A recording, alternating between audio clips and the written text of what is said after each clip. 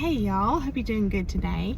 So I thought I'd do a short little part 2 to my presentation on the Cancer Zodiac. And essentially, I'm no expert. I'm just putting it out there if you're new. But I just wanted to just kind of review just a very light overview of the qualities that make up a person that is born within this time frame, right? And so how we can look at those qualities from different viewpoints and try on different lenses, you might say, to just self-examine, right? If you happen to be in the Cancer Zodiac, or even if your zodiac sign is a water sign, then this may also be relevant to you. Also, people that I think that it's important for us to consider those differences that we have just by design, just because of Mother Nature, just because of the way God made us, right? And so I think that when you truly care about somebody, especially if you feel love for a person, then you have this genuine interest to want to truly understand them. And just a little side note here, I'm reminded of my favorite book, I would say probably my #1 favorite book, which would be Women Who Run with the Wolves by Clarissa Pinkola Estes, which I reviewed on my channel. If you haven't seen those videos, there's a playlist. But there's several stories, kind of like folklore type stories in that book that are very, they're deep. They're essentially very packed full of meaning.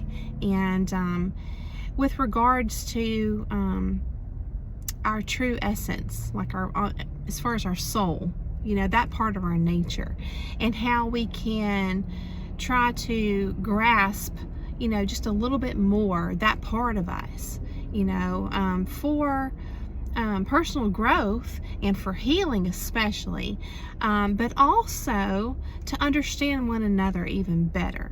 Because what a lot of us have learned, some of us the hard way, is that people can say they care about you, but we know that actions speak louder than words, right? And we know that a person who truly cares for you is going to want to not only get to know you, right, but actually understand you. So that's a whole nother level. And so I think it's good for us to use whatever avenues we can, whatever avenues are available, to try and understand one another. And so I like to explore different avenues such as astrology, just to try and understand humanity, so that we can find common ground, and we can find areas well, not just common ground, but areas where maybe we don't have a lot of understanding, and so we can care enough to pursue that understanding, so that we can walk this path together. We all have our own path, and nobody else can walk it for us. Nobody else can, even if someone's walking with us on our life journey, there's still like this is how I perceive this, right?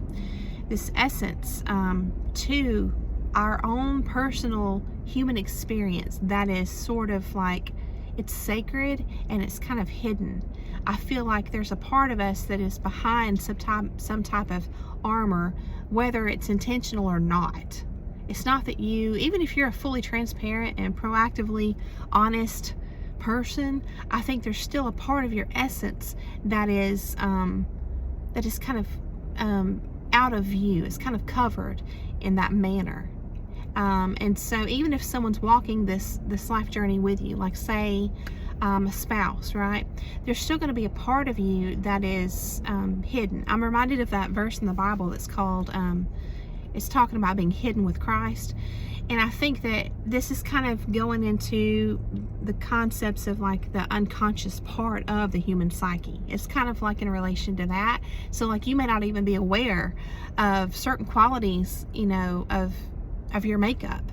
And yet this is where we can help one another, which again, I'm reminded of another verse, which is, iron sharpens iron, because we all have blind spots.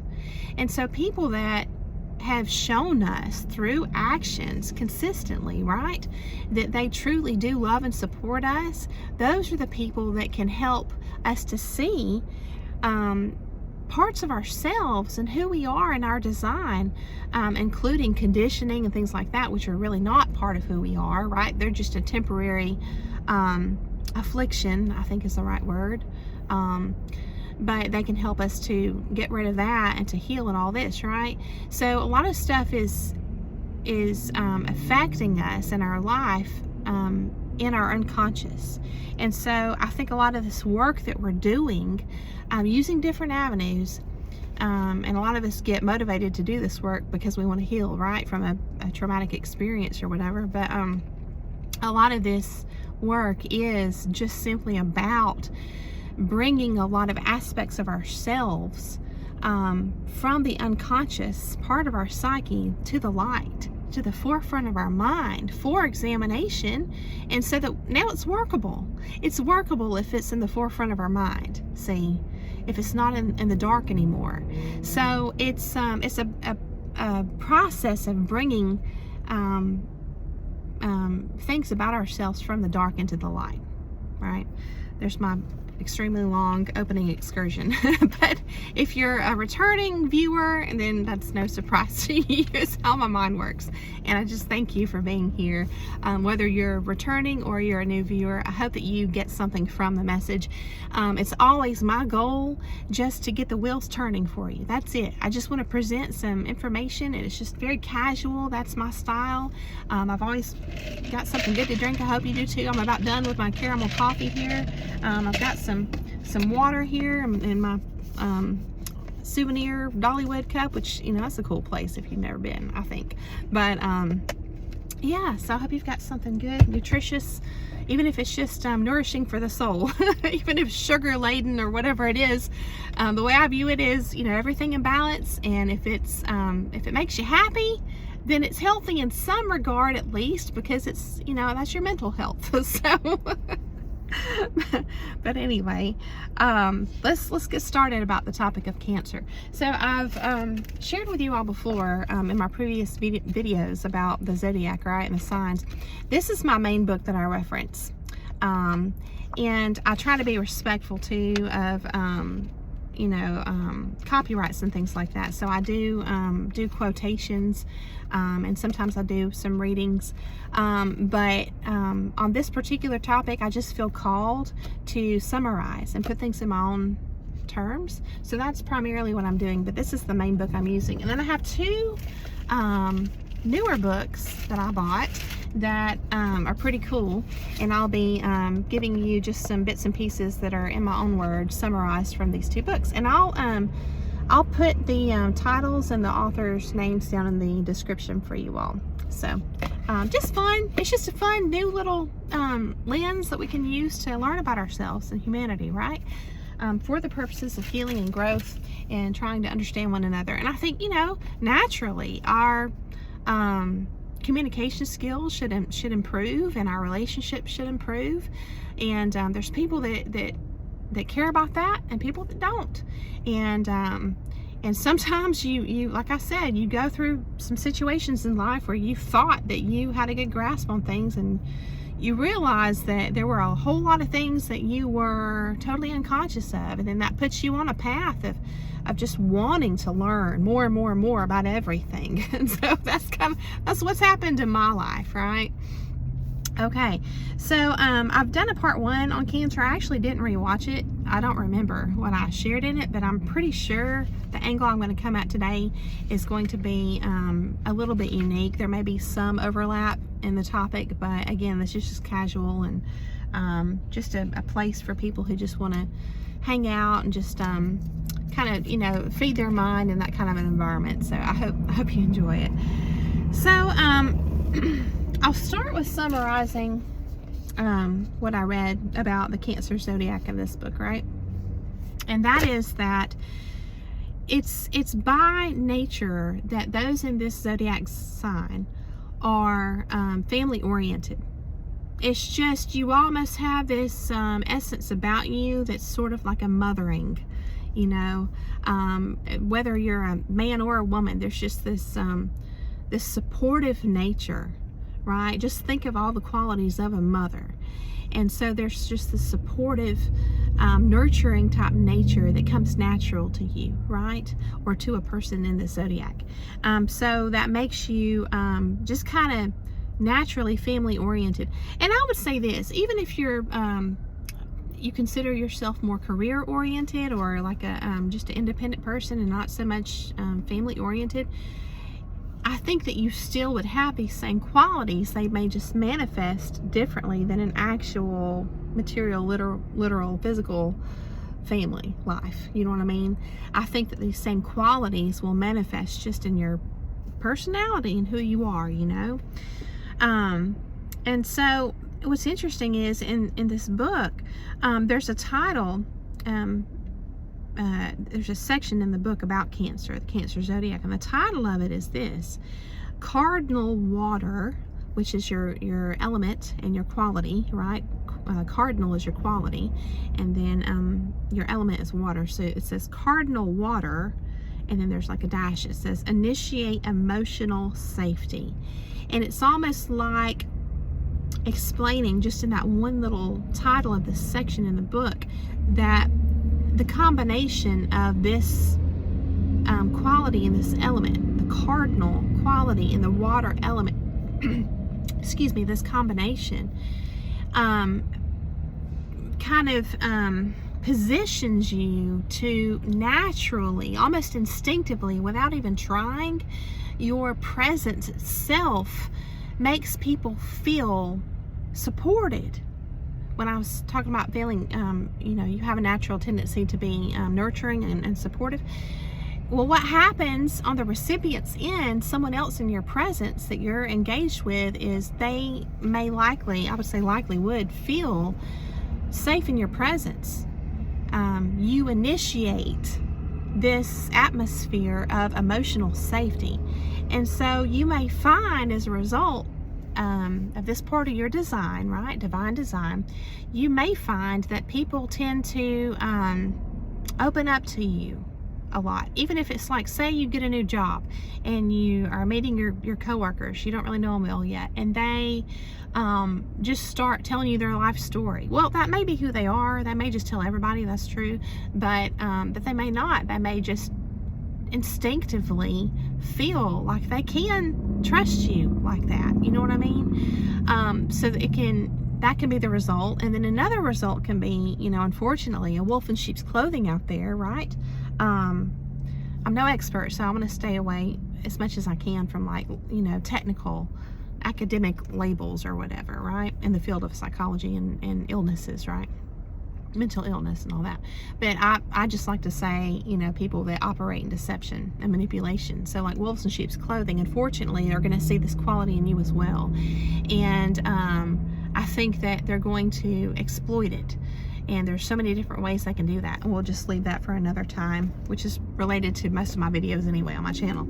But you have this natural tendency, because you are supportive and nurturing and you're very empathetic usually, you have a natural tendency to tolerate to infinity, just forever and ever and ever tolerate. And because of, I would say, this is my perception, because of that cardinal quality, you're driven, you know, you're motivated, you have this self-motivation, you have gumption. Because of that aspect, and you have a drive to want to support people and nurture them, and you do tolerate a lot, you can get to a place that you're so depleted that you have no choice but to turn this aspect of nurturing and support onto yourself. And it's kind of like when you're on an airplane, and you know, it's like you're instructed to put the oxygen mask, you know, on yourself first before you help someone else. It's like sometimes we have to experience things in life that kind of reprioritize things for us, and we realize, you know what, society may try to make us think that it's selfish to you know, put ourselves first. But the truth is, people that actually do depend on you, like for instance a child, they need you. And so you have to take care of yourself so you'll even be there anyway, right? So it's kind of like rewiring and understanding that it's not selfish to make sure that you are, in fact, putting your own well-being first so that you can be useful, you know? It's kind of like through the spiritual lens, like a holy respect and reverence for the fact that, you know, the Bible says that we are not just a vessel, but a temple for the Holy Spirit. So it's a reverence for that temple so that you can be useful, right? So for good. But you know, the ruling planet, right, is the moon, right? The luminary of the moon, and for this zodiac. And so there's I was thinking, I've heard of this term before, moon children, and I've never really even looked into it, but essentially that would, I think, be relevant here. And I don't even know if that's like associated with some kind. This is why I hate labels, because labels can immediately prompt or people to recall certain things that you don't mean. If you accidentally use a term or a phrase or a label in your communication and you mean one thing but you're not familiar with this label's association with something else, then people can immediately slam you for it, and you're like, I didn't even mean that. So when I say moon children, I don't know, but all I'm saying is, supposedly in astrology, the moon is the ruling planet, right, of this zodiac. And so what does that mean, right? This was kind of cool. I'm going to share this. In that book, it was talking about, it means that you are kind of like a midwife. You think about what a midwife does, right? It's bringing, like in the hero's journey, I would say, you know, it's like you get to that threshold where you're dying to your old life or your old self, and you are being reborn into your new self, or you're being reborn into your new awareness or your spiritual self, you know. So there's like this threshold, and so you're kind of designed to be in service, I would say, to humanity, as they were talking about in this book, as a midwife, like that helper at the threshold, which is really cool if you're familiar with the hero's journey, and you know how that is a very common theme in a lot of myths and fairy tales and folklore, right? That's a really important role, helping people. So I think it's natural to have this drive to want to serve. A lot of the water signs, I would suspect, are drawn to service type roles, you know, such as teachers and counselors and things like that, right? But it says moon children essentially are kind of like midwives between who we imagine ourselves to be through our rational brain, and the people we become when we lead with the heart's wisdom. And I thought that was beautiful. So it's kind of a marriage, right? They talk about this cosmic marriage, and I think this can be literal, physical, possibly, and or internal and spiritual, you know. So there's like this again, this crossing over, a rebirth, a transformation. It's like alchemy, you know. And so that's an important role. It talks about how those in the Cancer zodiac need meaningful emotional engagement, and I would say, yeah, definitely. And how does that manifest? People in the zodiac, or I would venture so far as to say even just probably all water signs, I imagine, it manifests as you really don't have a lot of interest in superficial conversation and topics. You just don't. You're into the real stuff, the deep stuff, you know, the investigative stuff, the spiritual, the really impactful things. And I think because of that, you have a natural tendency to see through a lot of stuff that people may latch onto as really important topics and things within this society and this human experience, and you're looking at it going, that's so temporary that it could totally be gone in a minute. But the kind of stuff I'm interested in, or I'm drawn to just naturally, are things that have lasted throughout the ages, you know, and been passed down for, you know, many generations. So it's not like an egoic comparison. It's just kind of how you operate. It's just sort of like you just see a lot of things as temporary and unimportant and superficial, and you just have no interest in it, you know.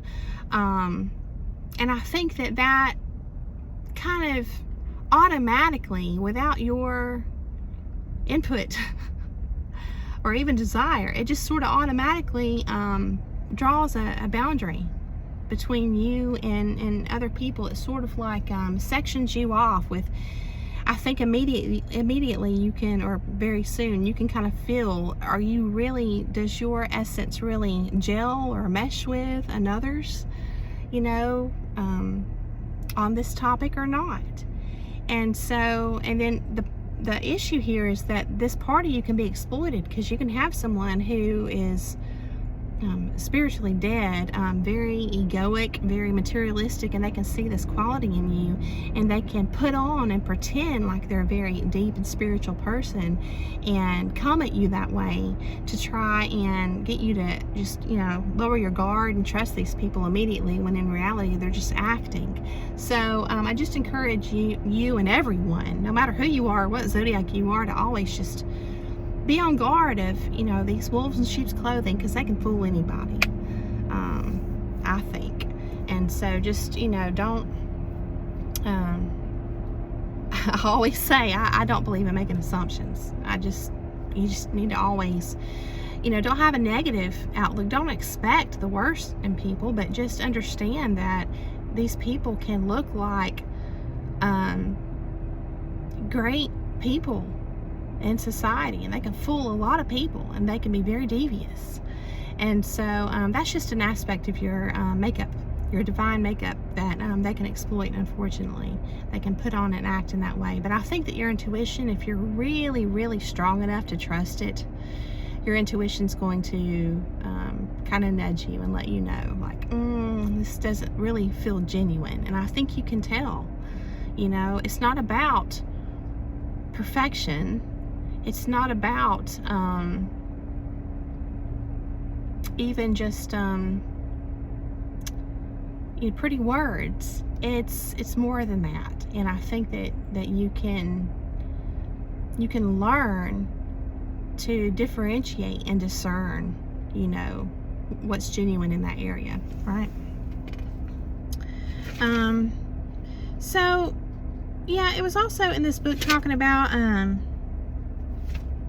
you know, as the crab zodiac, right? We have a tendency to kind of just approach life at a medium pace, and we're described as like a sidestepper. I don't think this is intended like you sidestep responsibilities, but like you just sort of like ease up, you know, like if you're walking down a really steep hill, for example, it's not wise to just go at it straight down. You're supposed to kind of turn at your side and kind of step down like that so you don't fall.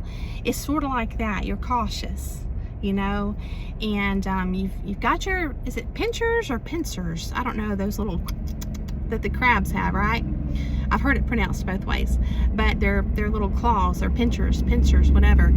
It's like, you know, sometimes I think we have to learn this part. We have to cultivate it, right?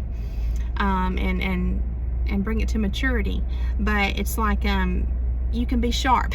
You can be, and this is hard for people sometimes, because they pick up on your nurturing nature, and that really appeals to some people, especially people who didn't really have a very supportive mother. They kind of sometimes have this unacknowledged, or a need that they're kind of largely unconscious of sometimes, that they were really never mothered appropriately, so you can really appeal to these people. And then, you know, when they see this part of you, you know, the sharpness, they just can't accept that, and they can go into black and white thinking about you and immediately deem you like awful, you know, slap that kind of label on you or whatever. And so I mentioned it in a past video. I worked with this guy that just didn't know me, but in working together, he was just like, oh, you're just like the nicest person I've ever met. And I'm thinking to myself, well, I mean, I try to be nice, but you know, the way he was acting was kind of like, you know, please, I was thinking, please don't go into black and white thinking about me, because I knew, and this is a red flag for me, like, if anybody expects perfection out of you, you know, if you happen to make a good impression on somebody and they just immediately go into black and white thinking and just think that you're, you know, like this god or goddess or whatever, you're human, you know, and that's just setting you up for them to go switch from this black and white thinking from one side to the other into the spectrum, the extreme, and that can be dangerous, you know. So I always like to stay balanced in this gray area, and so just kind of look for that with people, because you know, again, you're going to have this mothering type nature, but you're also going to have like this protective nature too, and that can come off sometimes kind of sharp. And so yeah. And then this other book that I shared with y'all, my second new book on astrology here, is a little dictionary, and I was looking up the Cancer Zodiac here, and it was talking about, I was looking up the water signs actually, and it was saying that water signs express themselves in instinctual, emotional ways. And I thought that was very true. I think that we are guided by our intuition, and which, from, I would imagine, someone else's, an outsider's view of you, it can kind of give them the impression that you're sort of like trying to present yourself maybe as like this mystical, magical person that has this energy of the moon, and you're thinking, I'm not really trying to do that, but sometimes you can give people an impression. And I just think it's important here to pause and acknowledge that just because a person has formed a perception of you within their own mind, it doesn't mean that that's how everybody sees you, and especially doesn't really define who you are. Not really, but it doesn't define who you are. So just understand that when people are responding to you in a certain way, they're responding to you from their perception of what you said, and their perception of who you are and what you're about, and that's their perception, and it may or may not be accurate, you know. And I think even if it's accurate, it's probably only going to be 80-90% accurate, because again, you're always growing and changing, all of us, you know, who want to anyway.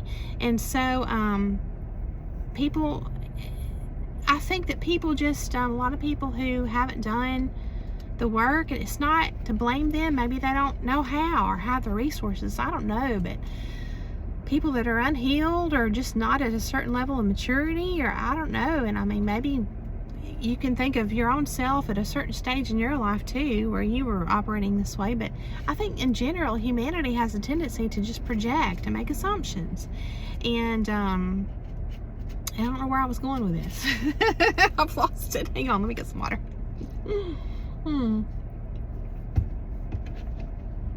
But yeah, I don't know. I lost it, but maybe you got something from it. Again, I'm trying to get the wheels turning. But we have no control. We have no control over how other people perceive us. And if you are really paying attention, I think sometimes you can kind of understand a person at the level of maybe even seeing their own blind spots through their responses to you, because you can identify projections, because you're thinking, that's not who I am. Like, you're responding to me in a way that's not who I am at all. It's not what I'm about. And so you can pick up on that projection. And it's not about judgment. It's just about protecting yourself and knowing how to engage with this person too. You know what I mean?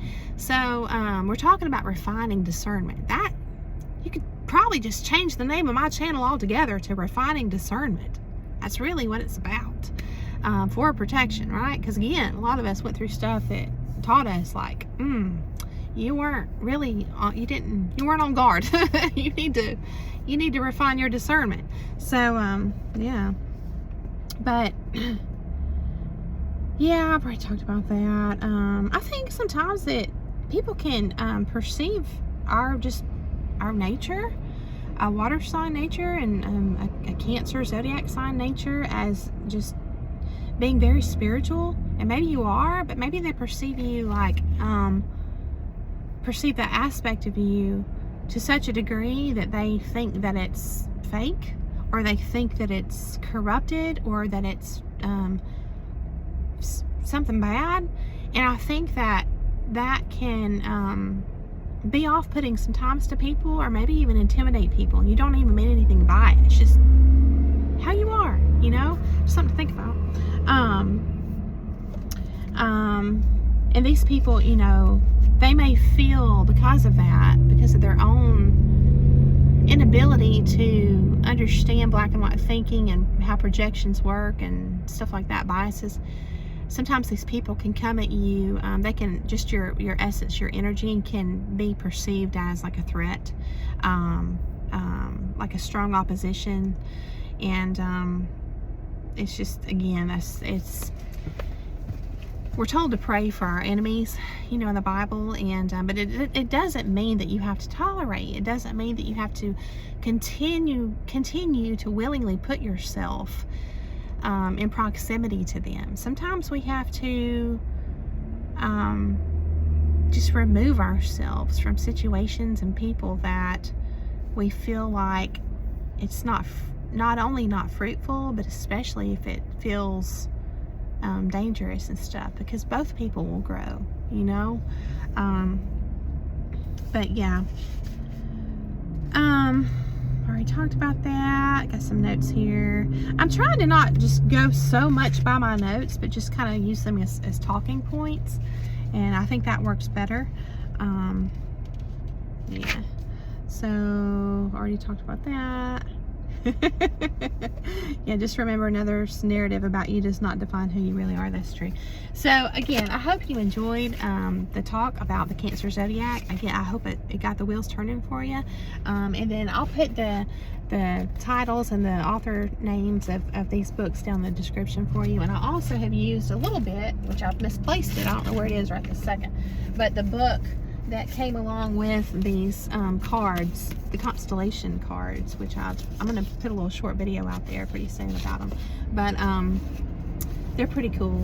And so there's a book that came with these cards, and it's got a little bit of information too. And so I'll put that in the description too. So thank you so much for coming along to hear the message. I hope that you have a beautiful day. If you're staying up, you know, in real time with my videos, I'm sorry I didn't post for a while. I meant to post on my community tab and just got so busy I didn't do it. But normally I try to update you guys.